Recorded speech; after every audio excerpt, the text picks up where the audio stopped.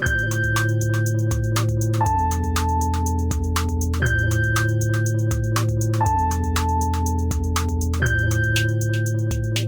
right, everyone, welcome back. This is the end of the world. Michael and Stu. I'm Michael. And I'm Stu. And today we are talking about a hot new trend in right-wing thinking. Mm-hmm. Although it's not really a new trend, it's just the current trend. It's a trend that has finally met its moment. And that is, of course, weather control. Right. And right-wing thinking. Nothing paradoxical about bubbles that. Around that? Are we at least italicizing? What are we doing now? Fair enough. But before we get into all that, I thought it'd be good to just check in with our old friend Jeffrey Epstein. Oh, whoops. Shouldn't probably use those terms. It's sort of loaded. I wanted to ask you quickly because I feel like you had a fairly, compared to most other podcasters, a pretty reasonable take, all told, on the various ways that this may have happened, played out, and whatnot. Sure. And since then, we have seen Trump act quite insanely and forcefully to open up a conversation with Maxwell, to float the idea of a pardon. Well, not officially, but his lawyer, Todd Blanche, has met with Maxwell and allegedly received 100 names. And what I'm asking you, first of all, is how does this week look to you? Given what you were thinking last week when we recorded, now we're a week later. What is your vibe on Trump's involvement and place in the Epstein files, as it were? Well, let's not retrofit what I said last week. I mean, I was open to the possibility of him being potentially more involved than. I think whatever is in there is bad. Probably, I would guess still that it's more along the lines of the birthday letter. Another letter surfaced a couple days after where he signed it like, you're simply the best, Jeff, or whatever. You are the greatest. You are the greatest. Thank you. Which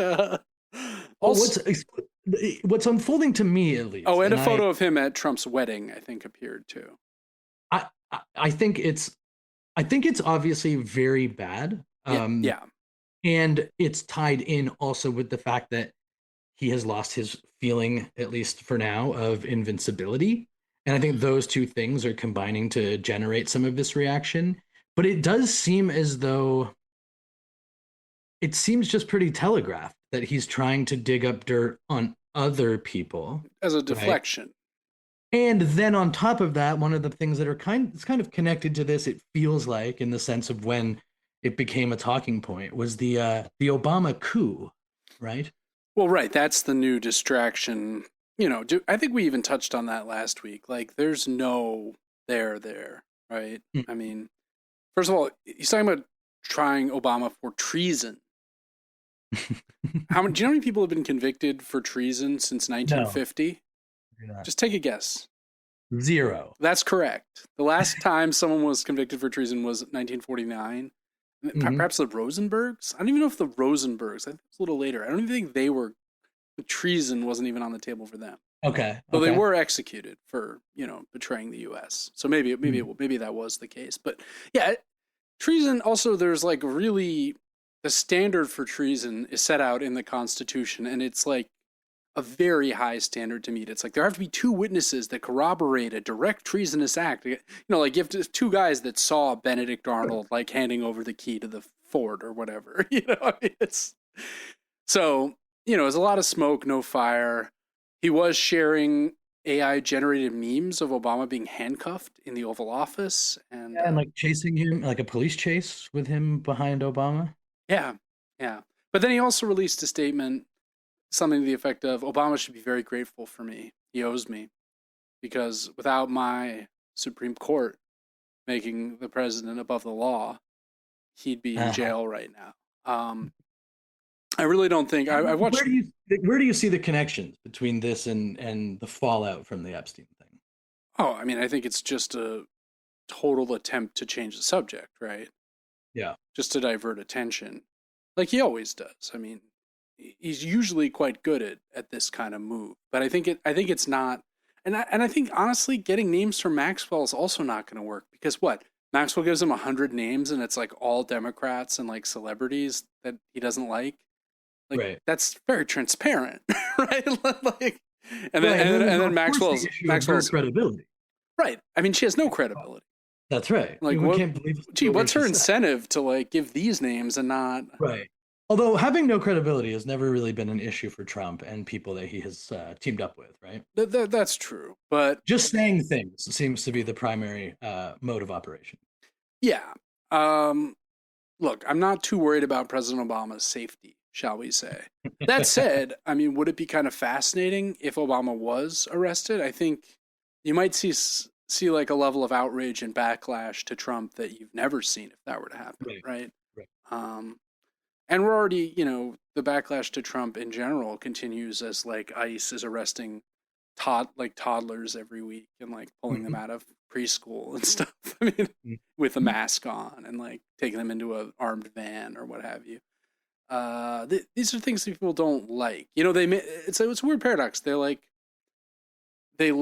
the idea of deporting everyone, but then when they see it happen, oh no, not like that, right? I mean, it's right. It's the same dream of like that there would be some sort of they always claim like, well, I'm for legal immigration. Right. As though the system that exists currently would be able to do anything to address the geopolitical factors that are driving the immigration problem. Right. Right. Yeah. So I don't know. I mean, do you have any thoughts on this? Like, I think that what is going to be really interesting to see in terms of this one is, again, I think fundamentally he is playing the hits without the sense of invincibility that has allowed him to do that, much to the bemusement of both a feckless Democratic Party and an opposition force that time and again have been like, what's the joke of like, oh, how's he going to get out of this one? Right. Trump easily wriggles out, right? And there's, someone of his mind, of his ego, of his megalomania. I think it is very hard to pivot, especially with like the sort of diminished capacities of the man, even from the 2015 primaries, the 2016 election, and so on, right? Yeah. That I don't think there's another lane for him, right? And so what's interesting is that how much, does the impact with his base affect him when he starts to do this again? Can he bring people back that he is telling to go away? And if not, like, what does it look like this time around?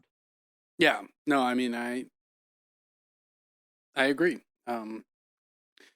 I think it'll be fascinating to see. What was you just got back from Canada? What was the mood about Epstein in Canada? Was there much Epstein talk in the air? There was really no talk at all. Really? I was at a comedy festival in Montreal. What you think would be filled with mockery of. Yes, it was honestly, there was probably more discussion about the severe threat to the Republic that was the cancellation of the Colbert late. Oh, really? Yeah. No, I'm kidding, but yeah, it definitely came up. I don't know. I think that maybe in events like that are supposed to just be like it's not only a festival, it's a networking event. Sure. So people were focused on their careers. They're not shooting the shit about Trump or whatever. I think that's right. And, as with a lot of comedy, I feel like there are certainly people who have been very effective in making jokes and making points about Trump. But they are not as many as the comedians who do try it, That's for sure. Yeah. And so it sort of felt like not a massive part of the week, but beautiful city, Montreal. And if anyone's can ever go, you go to a restaurant called Joe Beef. One of the greatest meals of my life, I would say. Oh, good to know. Good things can still happen. Yeah. So much is still possible, even in this much diminished and insane world. Yeah. Before we move on to weather control, I just want to remind everyone, if you like the show, you can follow us on the podcatcher of your choice. And if you really like the show, you can recommend us to a friend and or write us a review or rate us on said podcatcher. You can also follow us on Instagram at the End of the World WMS, where we post weekly reels of highlights or lowlights from each of our episodes. So, moving on, weather control. So this came to us because admittedly, you started sending me some tweets about this a couple weeks ago. Because of the things that we are constantly looking at for the podcast, of course, at least my algorithm has been fairly effectively destroyed in terms of any sense of coherence at all. And I'll just randomly get like 10 different tweets just ripping off about weather control. And one of the things that I noticed was that there's this phenomenon in this circle where they post sort of maps with clouds and stuff in various areas. And it's obviously for people who do know. So people like me are just like staring at this, like, if you're an outsider, you're like, what the hell is this? Or 80 or whatever has tweeted like, wow, a very, very troubling sign. And then it's like radar that's like gray and green. Do you have any sense? Like, could you make out what they were referring to? No, except that they believe that all weather is targeted at this point. It's a kind of paranoid belief where if you see, like pray for Pennsylvania, right? Because you see a radar map of like a big storm coming through or what have you. Okay. And the idea being that the deep state has decided Pennsylvania has gone too far and must be chastened. They imagine that there is some agency that is directing malignant weather specifically at red states as a way. Oh, really? As a way. Oh, yeah. As a way of like, or not red states, but places where the homeland. Places where this is a deep state issue. That's one of the beliefs about it. Yeah. Right. Because presumably the executive branch would not be controlling the weather to target red states.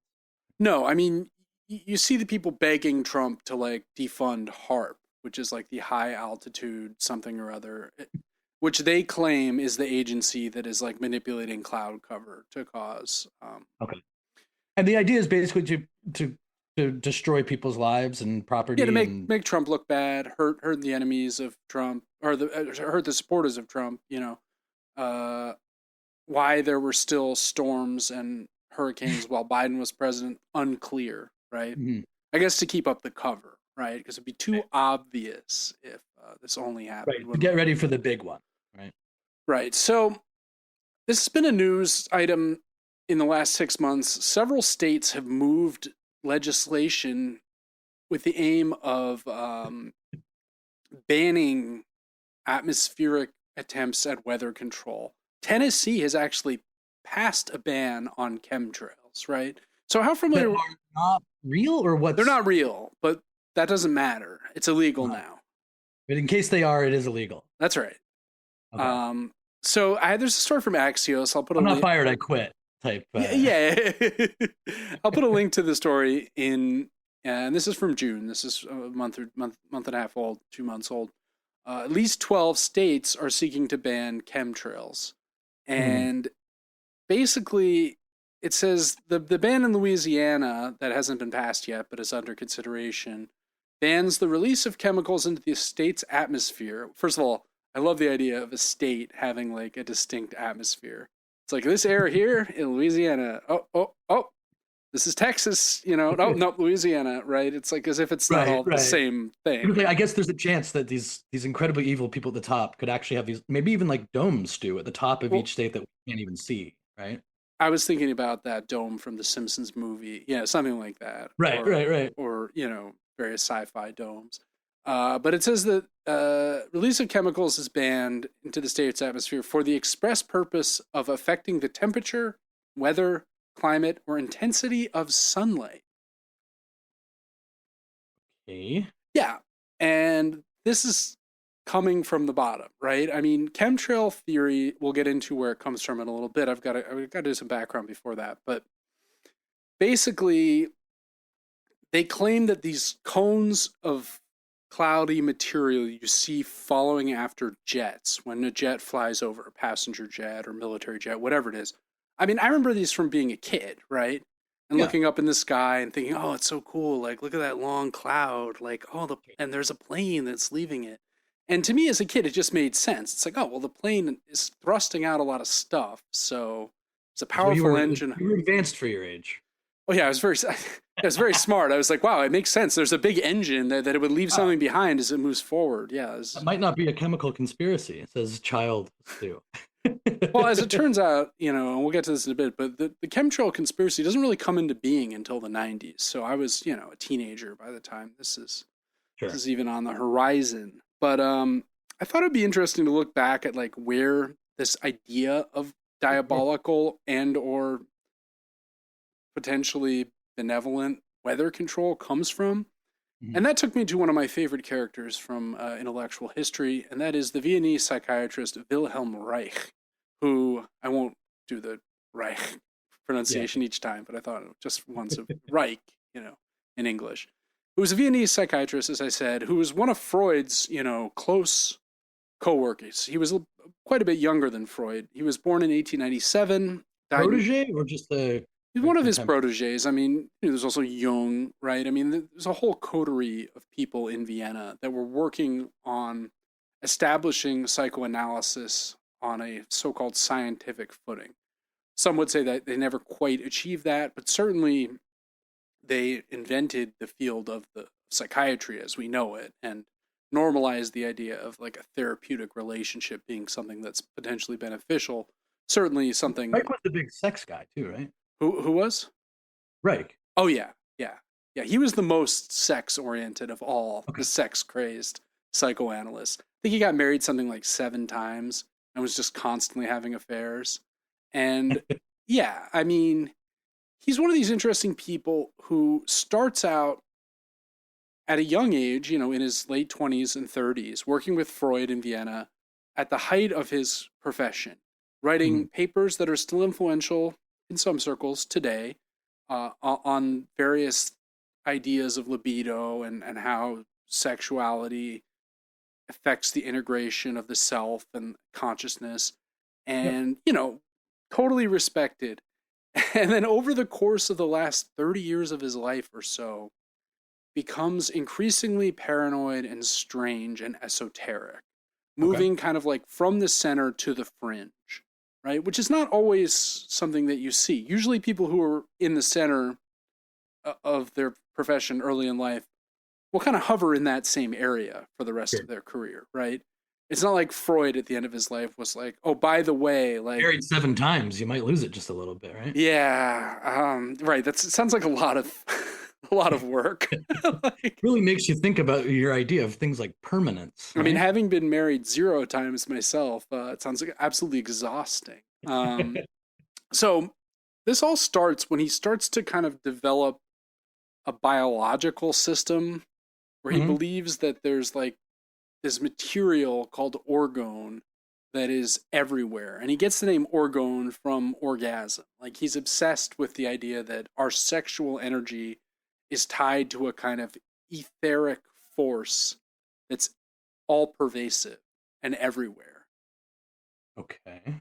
Right? So he's almost going back to a like medieval conception of like the humors and the atmosphere. Like in the Middle Ages, people didn't understand the idea of a vacuum. So they believed that everything was full of stuff. And like to a certain extent it is, right? I mean, in an atmosphere, there's air, right? Which is a mix of different gases, yada, yada. But Wright kind of turns back the clock to this idea of like an ether, an all-pervasive sort of non-tangible substance that nonetheless Wright came to believe can be concentrated. And he develops these ideas, especially after moving to the United States in the late 1940s. He was also... That can send you to the fringe. I'll give it. Well, Reich was a communist, right? So he was in danger. He fled to Norway for a while. He ran away from the Nazis as soon as they came to power, wisely, and eventually ended up in Maine, of all places, where my whole family lives.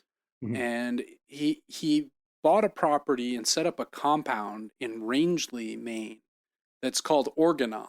that you can visit. By coincidence, I went to a concert and saw one of my friends who lives in Maine, and I was like, "Oh, Peter, have you ever been to Wilhelm Reich's?" Like, he's like, "Funny you should ask." Yes. And he described, he wasn't able to go in because he visited during the pandemic, so everything was closed down. But you can go and just like walk around there. His compound is still intact, and it is a museum dedicated to his life and work. Reich believed that orgone could be a kind of miraculous panacea. And if it sounds like we've gone off the rails here, weather control comes back in a minute. But this idea of orgone, he believed you could build these things he called orgone accumulators, which were essentially metal-lined boxes, where he believed this mysterious energy could be like concentrated on the person who was sitting inside the box. And could it? I mean, since it isn't like empirically verifiable, like we don't know that it even exists. We'll say yes. Yes, it could. And he believed it could cure cancer. He believed it could cure schizophrenia. That sitting in one of these accumulator boxes could like cure what ails you. Were some people able to receive positive benefits from sitting in the orgone accumulator? Yes. But as we know, like the placebo effect is very powerful. So if this like distinguished Viennese doctor is like, get in the box, stay there for 8 hours. Feeling better, aren't you? Yeah, like that can have a positive impact. Did he cure cancer? Probably not, right? I mean, unless the deep state, needs to keep this information, which is what he came to believe. He basically came to believe that some shadowy forces were conspiring against him to prevent the spread of this new knowledge he'd uncovered. He corresponded with Einstein and Einstein was like, "Oh, that sounds interesting, like orgone. Right, tell me about it." He sent Einstein like materials to test. Einstein did a test and was like, "Oh, that's kind of weird. Like temperature did change inside the box or something." And then he was like, "Wait, I did it in my basement." Like he realized that there was an environmental cause for this change, that it had nothing to do with orgone.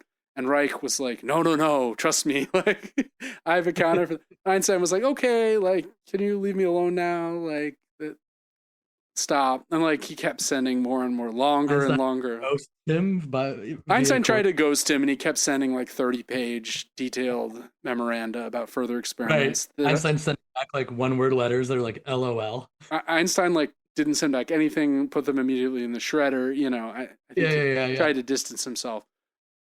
Eventually, he realized that if orgone was all pervasive, it could also potentially have an influence on the weather. Okay. And he believed that there was in fact a kind of negative form of orgone. This models, libido for Freud as the sexual drive, this mysterious non-empirical force that exists within us. And that Freud initially had, theorized an opposite death drive force that he called destrudo. But eventually Freud was like, destrudo, libido, like, this is too binary. The whole thing off, right? Yeah. Yes.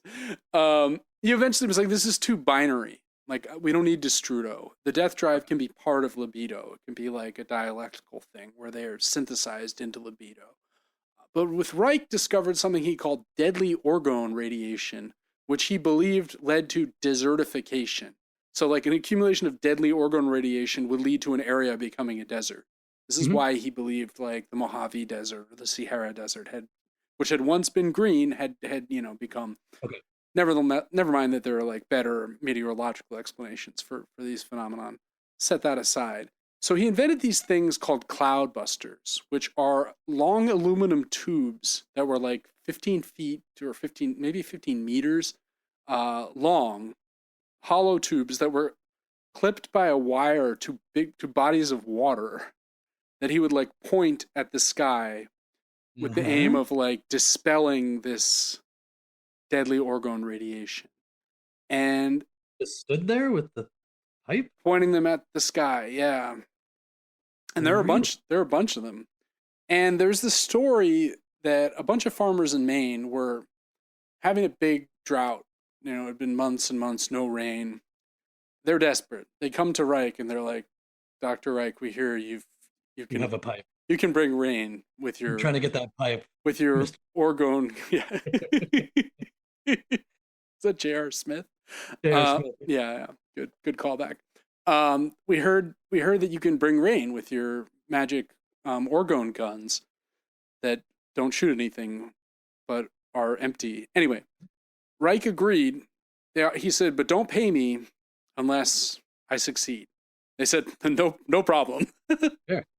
So he brought his guns to their farm, pointed his orgone guns up there well, they're not guns, but cloudbusters. Pointed them up there. And lo and behold, Michael, what happened the next day for the first time in months and months and months? Massive rain, the crop saved. Yeah. Now, what? Does this verify that the cloudbusters worked? No, of course not. Do we have any examples of it not working? I'm sure we would. I mean, weird that this is the only story that I could find. Right. Eventually, though, Reich fell afoul of the FDA because he was practicing medicine without a license. He was a doctor, but in Vienna, not in the U.S. Okay. And they really cracked down on him. This is in the 50s, so it's the Red Scare time of, Reich was... Are there people who believe that they cracked down because he was through the looking glass? Yeah, I mean, him. Of course him. That was his main belief. Yeah, other people. Well, I mean, even... Okay. Look, I don't think that Reich was necessarily correct about all of this, but I mean, I do think the crackdown on him was completely excessive because they came to Orgonon and made him chop up all of the cloudbusters and burn unsold copies of his books, which feels like forcing someone to burn their books. Where have we seen this before? Yes, right. But it's America, Fourth Reich, classic lefty view of the 1950s in particular. And then eventually they jailed him. They took him away to jail for Oops. Well, he sent money, or he sent parts to make them through the mail across state lines, which was a violation of some FDA, and he went to jail, and he died in jail after a year. So I think that's pretty extreme. I don't think that was right. That was a mistake. You should have just let him do his crazy experiments in the woods in Maine. Who cares? Yeah. It's not harming anyone. Every now and then there'll be rain. Who knows? Right. And I mean, he was once a member of the Communist Party, so got to put him in jail, I guess. And there are still people that believe these things. You go to a QAnon conference, you will find people selling orgone accumulators and deadly orgone blockers. And oh yeah, this stuff is totally out there and alive on the fringes. There's an episode of the QAA podcast, or probably several, where they go to conferences and people give one of the hosts an orgone blocker that's in the shape of the bat symbol from Batman, which is really good. So chemtrails, all right? Yeah. This is it starts in the 90s. 1996, the Air Force publishes a paper about the possibilities of weather control and whether this could be a force multiplier. Just about whether it might be possible. Shouldn't have done that. Big mistake.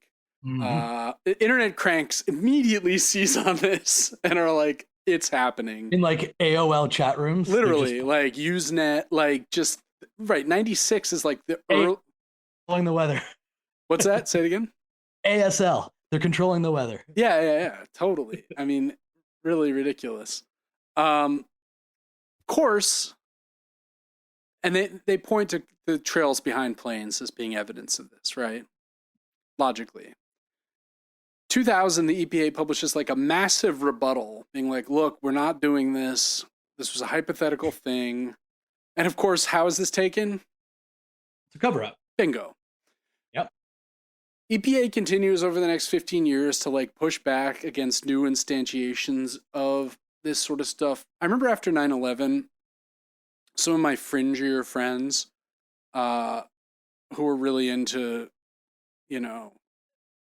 Bush did 9/11 type stuff, claimed that actually the planes were holograms and the building was actually knocked down. It wasn't even a controlled demolition. No. It was knocked down by weather control weapon that took the energy from a hurricane that was in the Atlantic and channeled it as a kind of breathed it on the no, trades? channeled it as an invisible beam of power onto the top of the buildings and caused them to fall. Oh That's God. pretty awesome, right? Didn't see that in Loose Change. No, that was beyond loose change, right, like right. beyond the pleasure principle, right? Like we're beyond the looking glass. We're back right. in the other side. All right. So these you'd hear about this. It's silly, right? Why would you ever disperse mind control and or weather control chemicals like thousands of 5 miles up in the air, right? First of all, if you're using it to control like mind control stuff, far better ways of distributing such a material, like in the water supply, for instance. No, never mind. Now, I guess for weather control it makes a little more sense because it's up in the atmosphere, but they would blame the increasing weather, intensity that we can rightly attribute to human impacted global warming on chemtrails, right? So Hurricane Katrina was so bad because chemtrails happened, right?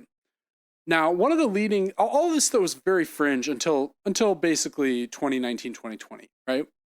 Yeah. When COVID hits, that's when the onslaught of misinformation and insanity really crests and then breaks all over America, right? And the recent movie Eddington, which we'll do an episode on in a couple months, is very good on the way this sort of thing works. One of the people at the forefront of pushing these ideas is Naomi Wolf, right? Really? And, oh yeah. I mean, what do you have any memories? I've been happily ignoring Naomi Wolf, so fill me in. All right. So Naomi Wolf has gone very much off the deep end. And like Reich before her, she's someone who started off her career in the early 90s as one of the leading feminist intellectuals of her era. Praised by her forebears, people like Germaine Greer, like, she's the new thing. She published this book, The Beauty Myth, in 1991, which argued that beauty standards were socially constructed by the patriarchy. Wow. No way. But, this was a book that had a relatively tame idea to us now that got into the mainstream, right? Sold hundreds of thousands of copies, bestseller across the globe, to the point where she became a kind of leading feminist intellectual of the left. I mean, not the real left, but of the democratic left, of the establishment left. And this led to her being a consultant for Al Gore during his campaign for presidency. Talking head on news media a lot. Definitely. But do you remember her role in the Gore campaign? What her famous piece of advice to Gore was? No. She told him that he should wear earth tones, like in order to feel more grounded and appeal. In order to further associate himself with the environmentalist movement that was doing him so much good. That's right. Even in her early work, her so-called good work, her mainstream successful work, people have noted a tendency on her part to misuse and misinterpret statistical information to justify her positions. And this would kind of come to a head in her most famous incident. Have you seen this video from an interview in 2019? So she has another series of books. Gore famously won the election, but wasn't president. Wasn't allowed to be president. Yeah. Wolf has a bunch more books. She's doing talking head gigs, but she's kind of slipping away from the center of the media landscape, as one naturally will do. It's hard to keep the grasp. But as she slips away, she kind of moves more towards the fringes, while at the same time doing a PhD in philosophy at Oxford. So she finishes her PhD, which leads to this in 2015. This leads to her book Outrages, Sex, Censorship, and the Criminalization of Love in 2019.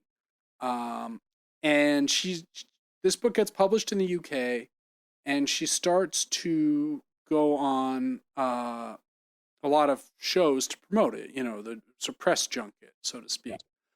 And a lot of this info I'm getting from Naomi Klein's book, Doppelganger, where she had the phenomenon because she's also named Naomi and is like roughly the same age and also a leftist thinker, people kept confusing them. And like what happened to Naomi Klein is Naomi Wolf became crazier and crazier. More and more people were like, wow, Naomi Klein's like really good. Naomi Klein's a real nut. Yeah, really good book. I'll put a link to it in the show notes. She's much more sympathetic to Wolf than I would be if I were in her position. So kudos to her. But she does this interview where she's talking about like how many young men were executed in the UK for being gay in the 1800s. And she's like, look, I found all these records. 1837, this guy is killed. And she does this interview with this guy on the BBC, Matthew Sweet, who's like, I think there's actually like a misunderstanding here. Like, she's like, look, it says here, death recorded. And Matthew's like, no, I was confused by this too, but I looked it up. And like, death recorded means they got a death sentence, but were pardoned. But we're not killed. Right. They're not actually killed. It's because, here's a record from him being alive like 10 years later or whatever. And it's one of the only instances I've ever seen where someone's like whole argument just like melts to clay. Thing of beauty. It's must-watch TV. You've seen this, right? Yeah. Okay, good. And it's like that moment to me, I mean, she'd already been tending more to the right since like 2014, starting to talk about chemtrails. And like after that, she just goes, especially with the outset of COVID, she just goes completely. She's all in. She's all in on madness. 5G type. Well, that's the next thing I'm going to talk about. So there's this tweet where she starts to believe 5G is like, even pre-COVID, that 5G is like infecting our brains and our environment. And that like nature itself is being like twisted and ruined by the installation of 5G signal cell phone towers. So she goes to Belfast, probably part of this book tour, and says, it was amazing to go to Belfast, which does not yet have 5G, and feel the earth, sky, air, human experience feel the way it did in the 1970s. Calm, still, peaceful, restful, natural. Right? Yeah, and that's like July 5th, 2019. So this is wrong for like several reasons on the one hand. First of all, Belfast did in fact have 5G in July 2019. So problem one, right. And of course, there's no evidence that 5G does any of the things that she claims that it does, right? I remember early in 2020, people were being like, 5G is causing COVID. Absolutely, yeah. I mean, that was like a big, big claim. Second of all, in the 1970s, the Earth was considerably more polluted, dangerous to human existence than it was in the 2010s, right? Like, there'd been a lot of progress made in like not just dumping like chemicals into rivers and right. I mean, you read stories about what it was like driving around America, and the podcaster and Professor Adam Tooze mentioned this on a recent podcast where he was like, he's from the UK, lived in Germany. And he's like, oh yeah, I remember like came my first visit to the US, and it's just like trash heaps. Yeah, and like I mean, in the 70s, in our time growing up, like the stories of so many times, like where there's a factory or where there's manufacturing, there are these massive lawsuits of the it's like everyone in this neighborhood has cancer. Weird, right, yeah, but still calm. Restful, maybe. Who knows? Well, right? No, not calm or restful. Belfast in the 1970s. It's like the height of the Troubles, right? It's just like everything about this tweet is wrong. But that's where she's at. And since then, she's always posting on her. She was banned from Twitter for a while, but she's back now that Musk is in charge again.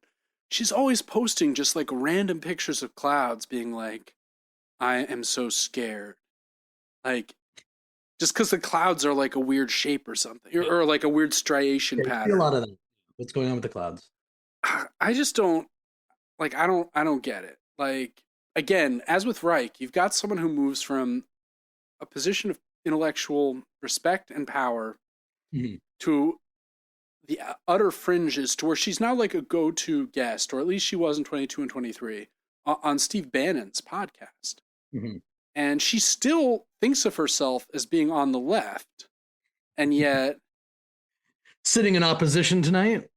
We have Naomi Wolf. No, but she like backs up Bannon and all the craziest stuff. You know, it's like, I don't really fully, I mean, the Klein book, as I said, is more sympathetic than I would be. And I think is in general pretty good on how much of our lives have just been warped by paranoia and social media, right? Certainly nothing we've ever talked about on the show before. Right. But I mean, it seems, I mean, we've talked about this in other capacities, right? Where because of society's fundamental inability or refusal to address anything remotely at scale. Right. Like the Democratic Party is a frequent. Yeah. Just explanations of all sorts are going to fill that vacuum. Right. Because so many things do not make sense in terms of whether it's the lack of political will, the lack of political power, the control of whatever, the oligarchy, the party system, all of that. And climate change is, as we've talked about, it's like it's one of the perfect examples, right? Because these ecological changes are so clearly and plainly a threat that it's interesting to see, like, you know, the hoax, the climate change is a hoax people who defined much of our lives, right? They still exist, obviously, but they've also sort of given way to people like this who are like, okay, it's not actually man-made like us, right? It's man-made, evil man-made, and they're shooting chemicals at certain places, and that's why we're starting to have these extreme weather events. Right, and that's kind of what I want to bring it back to close. Like, I think what we've realized in talking about this in the last couple of weeks is that rather than just accept that something like the floods in Texas a couple weeks ago, right, where hundreds of people displaced, 100 or more people killed, rather than accept that this is like the kind of event we can expect in the future as climate change intensifies and worsens, people have instead been like, no, climate change of the generally understood to be real scientific sort is fake. Yeah, it cannot happen. But I would say what's interesting about that to me is that, like, I think what we see a lot is there ends up being a sort of comfort in paranoia. Well, that's right? that's where I'm going. Like, basically, it's much easier for someone to believe there's an evil guy in the HARP office looking at Texas and being like, "You're in for it, Texas. Yeah, shouldn't have passed that abortion ban or whatever," and just pulling a lever. And like, there were reports right after that of some cloud seeding company, some guy who's working on, technology that might help real clouds to form for drought. Yeah. And, something that does that company's machinery work? I have no idea. Right. Mm-hmm. But immediately people pointed to that and were like, you caused the flood. Right. And it's like, it's always easier to believe, as you say, like in a paranoid way, that a malevolent or misguided individual is to blame than it is to accept any form of collective responsibility. That's right. And like assess that the situation may be hopeless, I mean, certainly we hope not, but the idea of the factors that have prevented these problems from being addressed as long as we've been alive is a far more debilitating and nihilist-inducing type of paranoia than one that sort of gamifies and vilifies the events themselves, such that like they make sense outside of like what we are allowing to eventually become inevitable collapse. Yeah, no, I think that's well said. So I think this is just what we have to look forward to as climate change worsens and as other problems develop, is that rather than people having that eureka moment, oh my God, climate change is real. Yeah. Like, they would much rather just continue to believe in variations of the lab leak, deep state did this. Right. You kind of see this the with CIA like killed Kennedy. Drones and aliens, they might be doing it to us. Exactly.